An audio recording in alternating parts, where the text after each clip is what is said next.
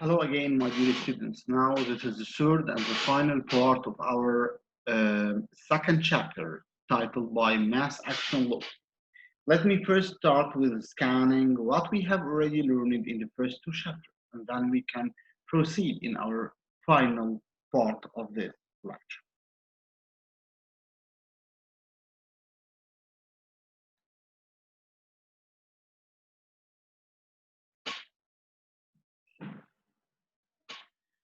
Okay, perfect. So let's start with a quick scanning on what we have already learned in the first two parts of this lecture. If you remember, we start with the definition of the energy band diagram for a semiconductor material, where we have a valency band where there is a stock of electrons bound, and we have a conduction band theoretically empty at zero absolute Kelvin. We have an energy gap, which is the distance between the valency band and the conduction band, and we have what's called the Fermi level, which we have already concluded by the end of second and the first and second part that this Fermi level is located centrally in the middle of the energy gap. Whenever we have a thermal energy naturally from the room temperature, the fact electrons can transfer from the valency band to the conduction band, leaving a hole in the valency band. Accordingly, we define here what's called the number of electrons in the conduction band, N, and the number of holes in the valency band, P. And we say that the number of electrons in the conduction band is simply a multiplication of the available seats or the density of states of electron in the conduction band times the probability to find an electron, these both green curves. And this multiplication results with the number of electrons in the conduction band. Similarly, we multiply the number of seats for holes, which is in the valency band, times the probability to find a hole, which is 1 minus the probability to find an electron, and we can here calculate the P, or the number of electrons, the number of holes in the valency band. As you can see, whenever you have an electron in the valency band, in the conduction band, that means that there is a hole in the valency band. Again, whenever we have an electron in the conduction band, that means that there is a hole in the valency band. So, number of electrons in the conduction band equal to the number of holes in the valency band, and we will call this what's called the intrinsic concentration, or Ni. So by definition, Ni is the amount of electrons that leave the valency band and jump to the conduction band due to the natural thermal energy. Now, simply, we can say that N node times P node equals to Ni squared, as N node equals to Ni and P node equal to Pi. After that, actually, we call this a mass action. After that, we start to make the other perspective, which is the mathematical perspective. Here we make it from a graphical point of view. Let's make it now from a mathematical point of view. And we already did this in the end of lecture 1, if you remember. So we calculate the N, or the number of electrons, as the integration from EC to infinity for the states times the probability to find an electron. And then we get this somehow sophisticated expression. We try to make it more simple by taking all these constant value and make it under the title NC, where NC is the effective density of states. And we say that N equals NC e power EF minus EC over KT, where EF is the Fermi level and EC is the conduction band. So simply EF minus EC, if we go back to our energy band diagram, EF minus EC is simply this distance. So I'm just subtracting this value from this value, so this distance, as you can see. So this is what's called the mass action law, or this is the definition for the N, which is the number of electrons in the conduction band. And using the same procedure, we can also determine the number of holes in the valency band. And we can say that the number of holes in the valency band equals to NV, where NV is the effective density of states for hole in the valency band, multiplied by E power EV minus EF over K. So this is simply the two expressions for N and P, which is number of electrons and number of. As we already said, N and P are equal, and we already define what's called Ni, which is equal NP and N node and P node. So Ni squared is simply is simply obtained by multiplying N times P. Now we have an expression for N, and we have an expression for P. So simply, if we multiply these two expressions together, we get what's called Ni squared. So it's simply to multiply the N side with the P side. Here we will get that Ni equal root NCNV e power minus Eg over 2K. Now, Eg is the energy gap, which is again the distance between the conduction band and the valency band. And we have K, the Boltzmann constant, E, the temperature, NC and NV are the effective density of states with respect to valency band and conduction band, respectively. Here, we have observed a very important observation. When Ni should change? Actually, Ni can be changed if we change the material, because simply if you change the material, you will have a new Eg, a new energy gap, and you will have new values for the effective mass, because as we mentioned earlier, the effective mass is a parameter depending on the internal forces of the material. To M effective or the effective mass can change from one material to another. So the first cause for changing the the intrinsic concentration is simply to change the material itself. For example, the intrinsic concentration for silicon will differ with respect to the intrinsic concentration for germanium, for example, and they will differ if you can compare it with gallium arsenide. Each material will have a different Ni because simply it has a different effective mass and a different energy. The other parameter and the other important parameter actually is the temperature. Here, as you can see, we have a temperature dependent in the form of this exponential term, and also we have a temperature dependent in NC and NV. So as you can see here we have T, and here we have T. So we have a double, maybe a triple temperature dependent for this equation. So this is what we call the intrinsic concentration. And also, in order to make it more clear, here, for example, one of the variations, this is for silicon. Again, silicon is the most famous material in our course. So for silicon, how Ni changes with temperature. You can see more and more graphs using our tool at SALT. I will provide you with a link so that you can go on, sign in, and you can make whatever you want to demonstrate the energy gap and the Ni variation for different materials. So this is what about the energy band diagram. Then, or what about, sorry, the intrinsic concentration. Then the other side is the Fermi level. If you remember, we say that we have a Fermi level here. This Fermi level is in between, or it is in the middle of the energy gap. So let's prove this. However, before proving this, we have to first say what is the Fermi level. We first can observe the Fermi level from this graph, my dear students. Here at this intersection, the Fermi level is considered at the point where the probability to find an electron equals to the probability to find an hole. Simply, it's the overlapping point between f of E and 1 minus f of E. And simply, if you have two choices, for example, head and tail, the value at which both choices will be equal is simply 50%.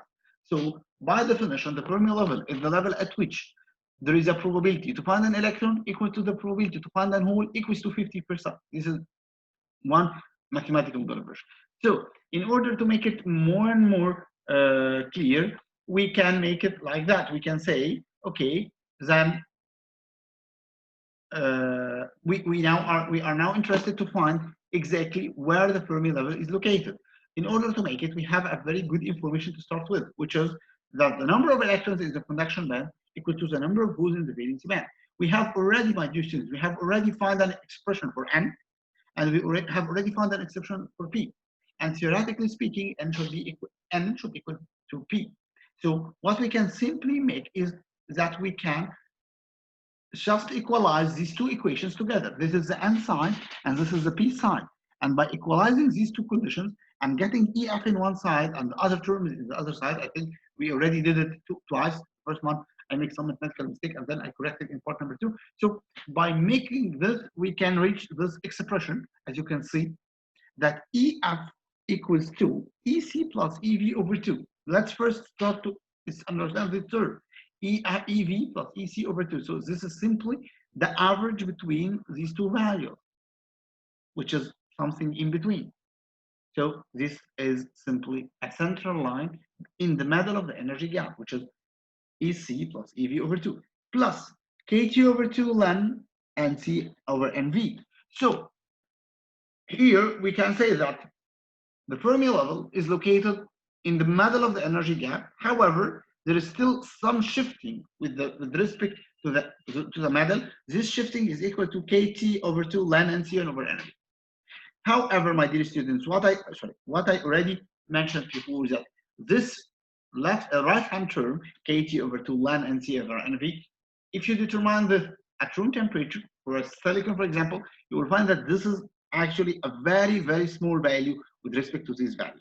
So in 99.99% of the cases, we can ignore this term and we can say that, okay, random level is located typically in the center between the conduction band and the valency band. And we can ignore this KT over 2 ln NC over N.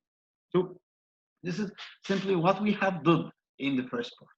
Then we go to the second part, where we start to investigate, does number of electrons in the conduction band equals to number of holes in the valency band all the time? I mean, if you remember, my dear students, this condition, let's make it here, okay, this condition. Does this condition sustain all over the time? Basically, based on our understanding, it's something makes sense, because whenever you have an electron that transfers from the valency band to the conduction band, a hole is created. So basically, the number of electrons equals to the number of holes, and should equals to P. This is 100% true if no other external effect is applied on the material. But what if we apply an external effect? What if we inject a new material? Here, this new material, we call it impurities. And what if we inject some sort of impurities? What will happen to the material, actually? Let's now see. This is what's called the doping, which we already have tackled in part number 2. I'm just repeating this in part number 3 to make sure that you got my messages clearly, because this is a very critical part in our course. So let's now start to make it like that. And let's start to think about what we make some sort of impurities, some sort of doping. So here is the silicon atom. As you know, silicon is a force group material as well as any semiconductor material. So silicon atom has 4 electrons in the outermost energy level. As you can see here, this is 4 electrons in the outermost energy level. So in order to reach a steady state, the silicon atom perform what's called a covalent bond with the direct 4 neighbors of the silicon atom. So let me now for a while use my annotation. So this is the atom I am talking about. It has 4 electrons, as you can see, 1, 2, 3, 4. And then the other 4 electrons are shared from the 4 direct neighbors. We have 4 direct neighbors here, if you remember, 1 neighbor, the second neighbor, the third neighbor, and the 4th neighbor. So each of these 4 neighbors will share with 1 electron, so that the atom in the middle seems to have 8 electrons in the outermost energy level. This is what's called covalent. This is simply how semiconductor makes a bond. Please remember that all these small black dots represents electrons which are now located in the valency band. Why they are located in the valency band? Because there is a bond. As far as there is a bond, the electron is bonded, then this electron is located in the valency band, not in the conduction. So what happened?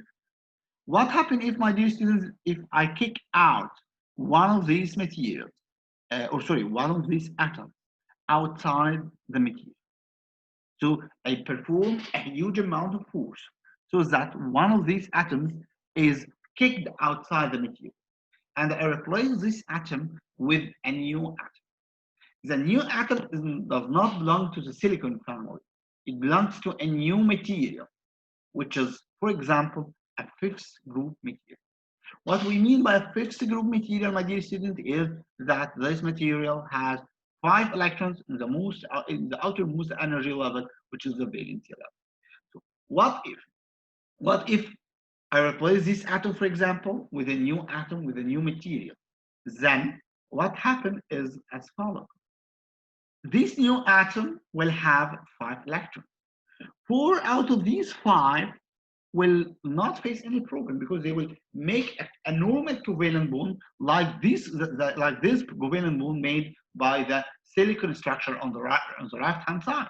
So simply 4 electrons will feel free to make a bond with 4 or another 4 atoms which are the direct neighbors. However, we will still have one more remaining atom, one more remaining electron. I am representing this electron by the slightly big red dot. This new or this extra electron, let me say it, this extra electron is not related to the covalent bond. The covalent bond needs only 4 electrons, but now we have 5. Then 4 will have an equivalent bond and 1 will be without a bond. Simply, something without a bond means this is something partially free. That means this is something, or this electron has no restrictions, has no attraction forces to the nucleus. So this electron can now freely go to the valency band, to the conduction band. The very, very important point here is when this electron go to the conduction band, no bond will be broken. So let me first return back to my first slide, my dear student. I'm sorry for returning back and forward many times, but we need this. So here, if you remember the first slide, when electron leaves the valency band to the conduction band, a bond is broken. So we have a hole. What if an electron left the valency band without breaking a bond? So in this case, we have one more added electron in the conduction band without a corresponding hole in the valency band. So what you are doing now, my dear students, is that you increase the number of electrons in the conduction band without increasing the number of holes in the valency band. Or simply, you can say that at this stage, N is greater than P. Because simply, you have more electrons in the conduction band and less electron in the and less hole in the valency band. So simply, what we did is as follows. We say that now the new N, the new number of electrons is simply equals to P, the normal P, plus the new added electron from this new atom, from this foreign atom, which from this impurity atom. For each atom you will add it from the new material, 1 electron will be donated. That's why we call this ND. And here representing the concentration, and D stands for donors or donations. So each atom in the new material, each atom in the impurity material will donate with 1 electron. Each atom in the impurity material will donate with 1 electron, and please don't forget that this electron doesn't have a corresponding hole. So it's an added electron without an added hole.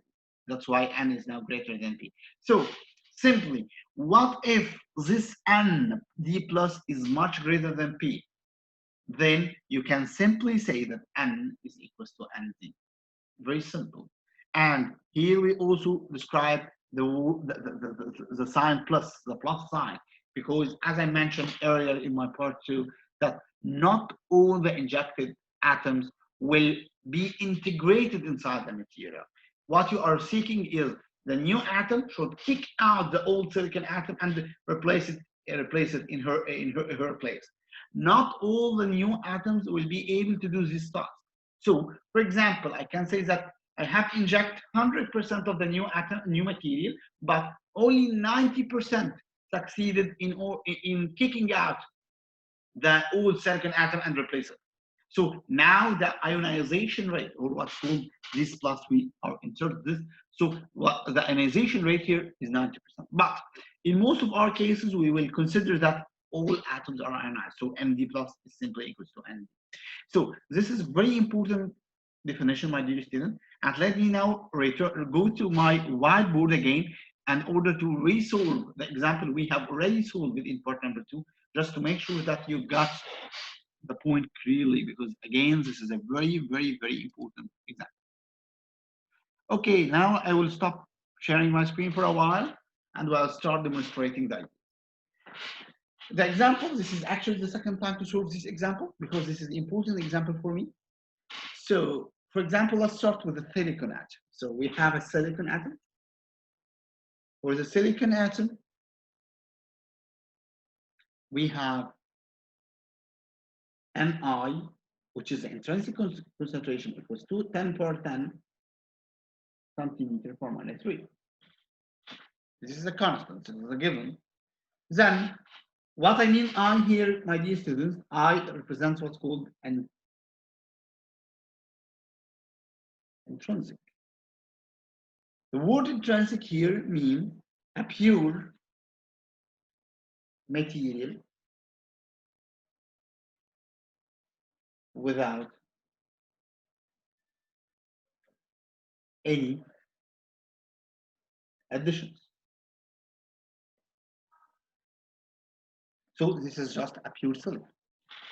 Now, this pure silicon, what is the number of electrons at room temperature to at 300 Kelvin? By the way, my dear students, based on our understanding to the Ni, whenever I define an Ni for you, I have to define it in this manner.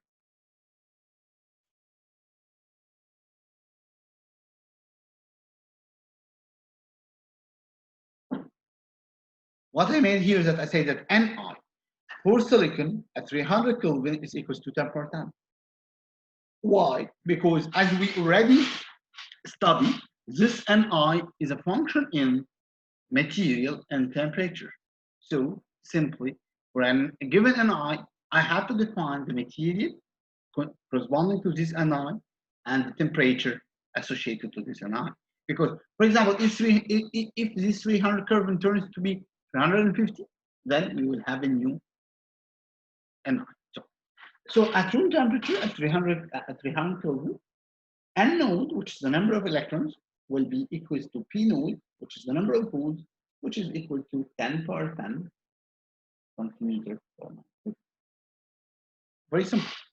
So this is a very simple example how material behaves at intrinsic state. Again, intrinsic means no added material, no added impurity. Then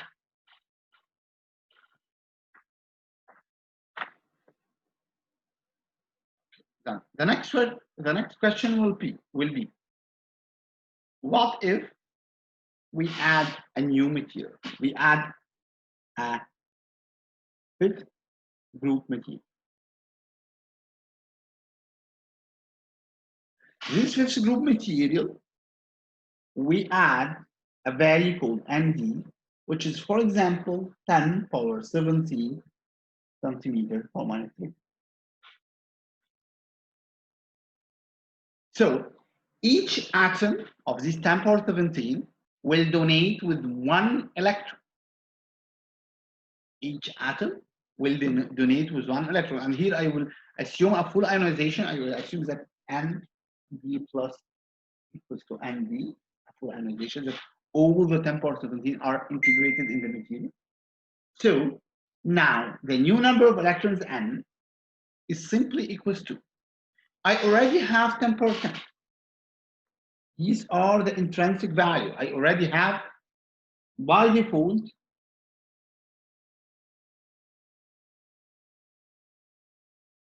intrinsic value equals to 10 power 10. And now, after adding the new material, after adding the fifth group donor material, I have another new 10 power 17 electron. So now the total number of electrons is 10 power 10 plus 10 power 17. Then we can say that approximately this is equal to 10 power 17. Now, why? Why we make this approximation? Because simply now you are calculating, or now you are adding two numbers. The first one is 10 millions greater than the second. The difference between these two numbers is 10 power 7, which is 10 million. So simply you are calculating 10 million plus 1. So 10 million plus 1 is simply 10 million. So we can approximately say that now N is 10%. Okay, so here you can see the change. In the intrinsic condition, before adding impurities, before adding new material, you have 10 power, I'm sorry, I'll make it more. Okay, I'm sorry. In the intrinsic condition, you have 10 power 10 electron. In the intrinsic condition, you have 10 power 10 electron. After injecting this new material, this 10 power 10 electron turns to be 10 power 17.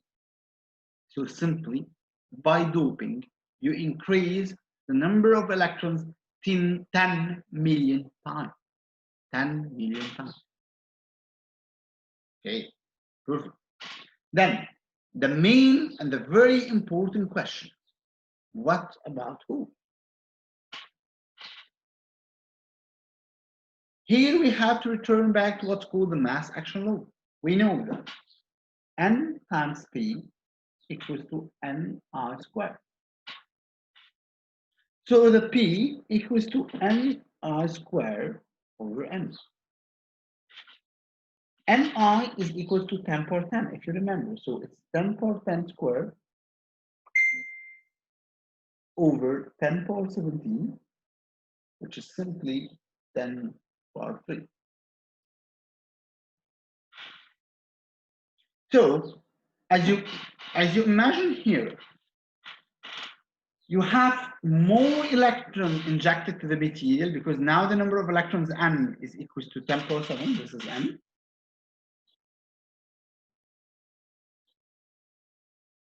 So now N is equal to 10 power 7, but the number of holes decreases to be 10 power 3 because now, if you remember, my dear student, in that intrinsic case, you have 10 power 10 holes. But now you have only 10 power 3 holes. My bonus question here to you, my dear student, what happened so that the number of holes decreased to be 10 power 3? I injected new electrons, so it makes sense that electrons increase. But why holes have been decreasing? This is a very important and very high mark bonus question. Why holes has been decreased? So now we understand mathematically how we calculate the number of electrons, number of holes. And actually, from this example, you can reach the conclusion why we are doing doping. The answer is very simple, because if you remember from chapter number 1, we defined the current J equals to K N mu N times eta, where J is the current density, Q is the charge, N is the number of electrons, mu N is the mobility, eta is the electrical field. Now what you have recognized from this example is N was equals to 10 power 10 when the material was intrinsic.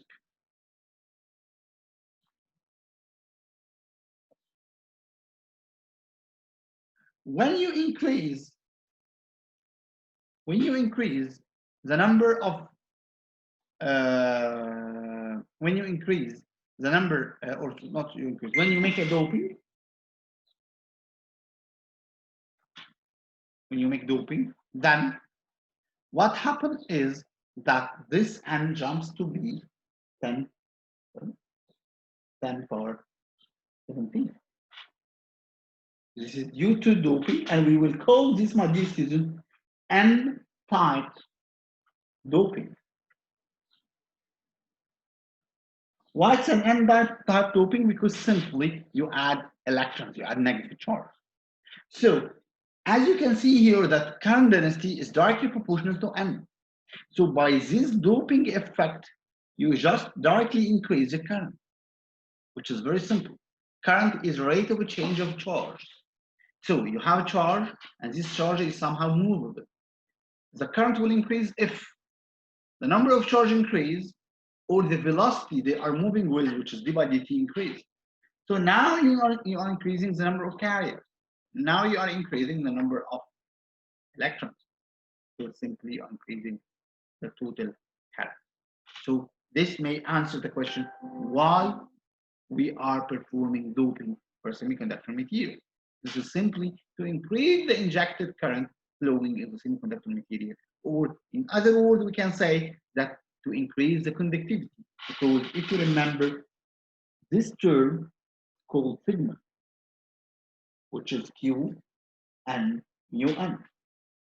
So here, by increasing n, you are simply increasing the conductivity of the material, which is a very, most important parameter in our electrical material performance. So this is what about the n-type semiconductor. Now let me return back to the slides, my dear students. I believe now you can see my slides again. Okay, perfect. So this is what we did for the n-type. We make a complete example for this. And now we determine B, which is number of holes, as ni squared over n, as you remember. And we still have a bonus question here, why holes decrease. And now let's start to think about the Fermi level. If you remember the definition of part number 2 for the Fermi level, I told you that this Fermi level is simply the indicator to the ratio between the number of electrons and number of holes. So in the intrinsic state, you have total number of electrons in the conduction band equals to the total number of holes in the valency band. So that's why the Fermi level is exactly in the middle of the energy gap. However, now after the doping effect, the number of electrons in the conduction band increase, the number of holes of the valency band decrease. So that will cause that the Fermi level will slide toward the heavier one. Please remember the example of the balance. Let me return to my camera for a while. Please remember the example of a balance. You have two sides of a balance and you have an intermediate link or bar in between. If these two sides are equal, then the intermediate vertical bar is totally in the middle, totally vertical. Whenever there is some side is heavier than the other, then this will be turned this side or this side. Then this vertical line will turn to go toward the heavier side. So the vertical line is biased toward the heavier. Now the electrons are heavier than the holes.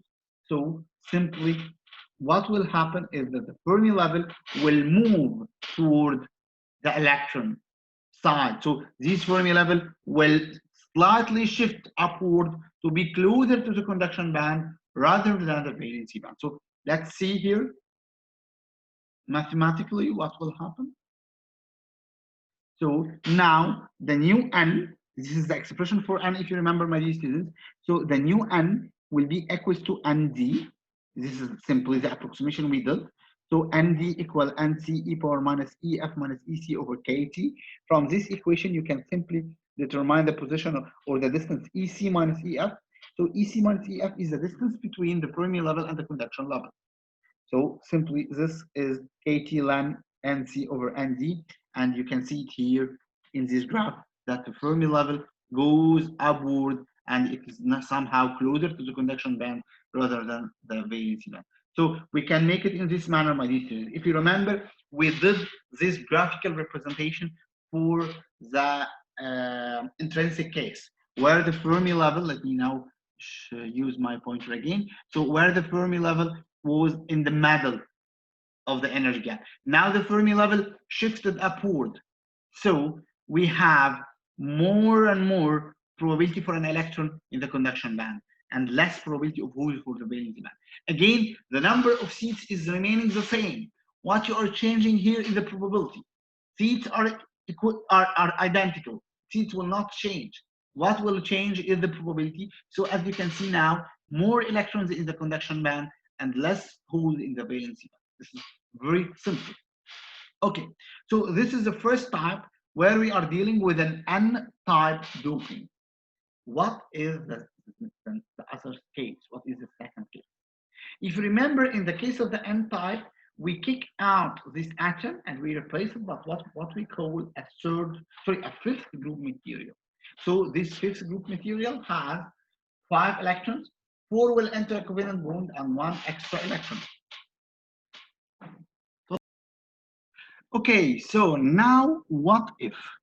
What if we kick out this atom again, like we did in the first example, but we are going now to replace this atom with a third group atom.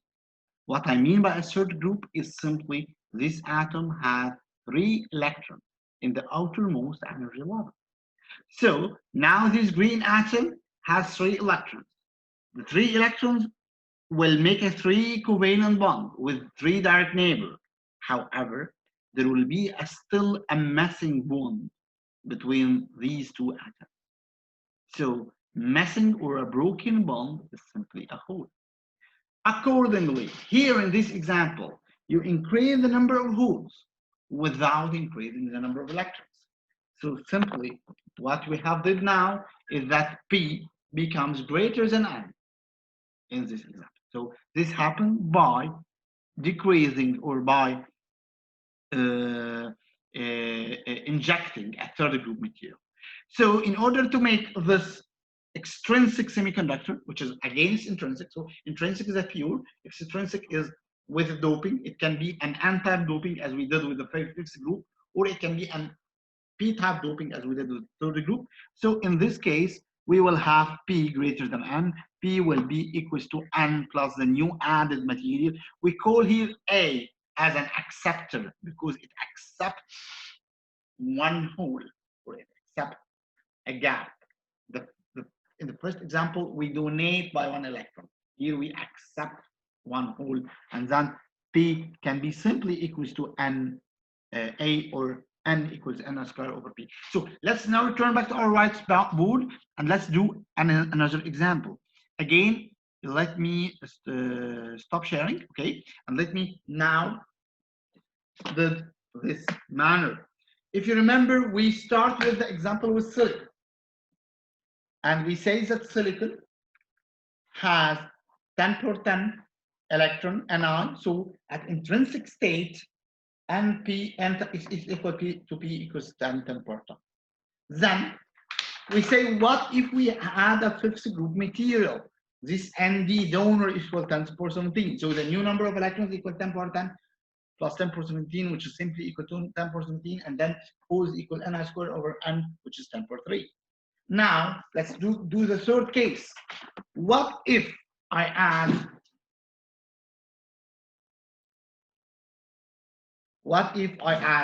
a third group material?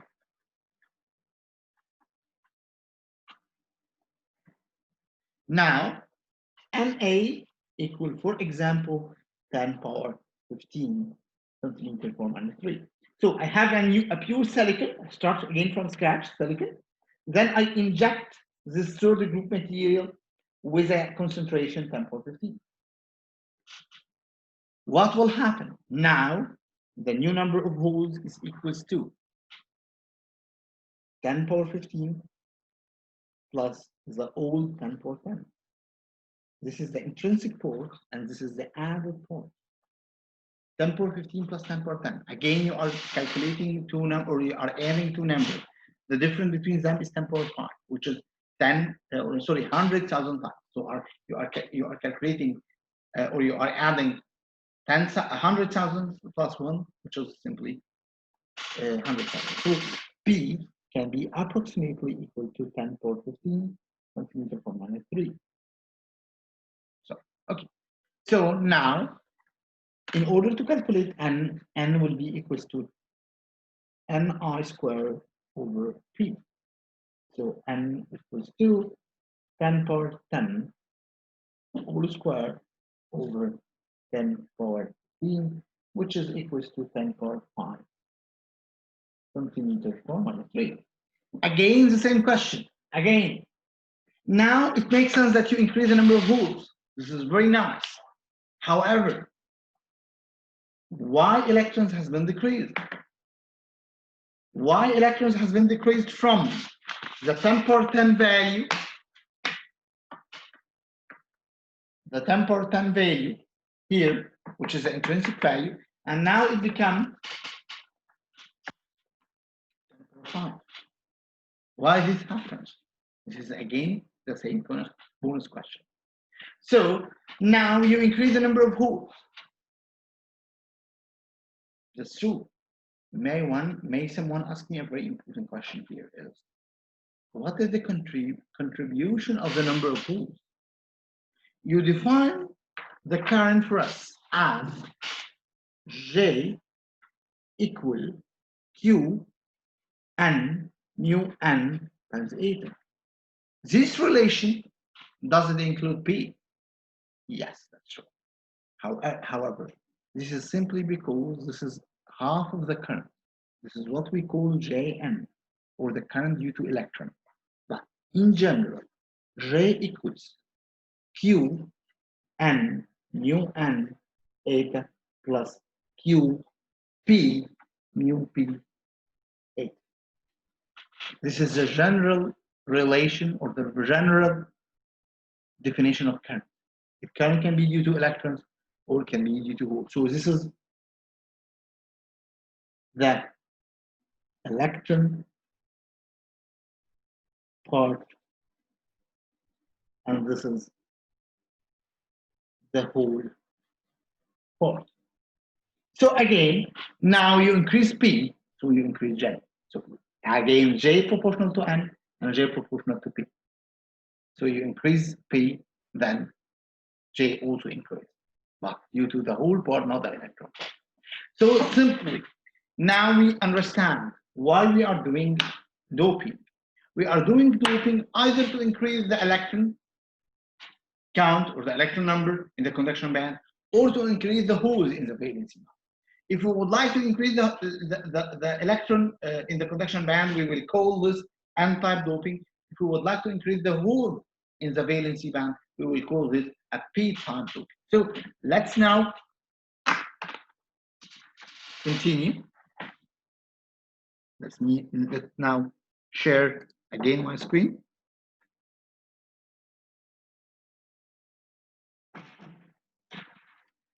Okay, let me now share my screen.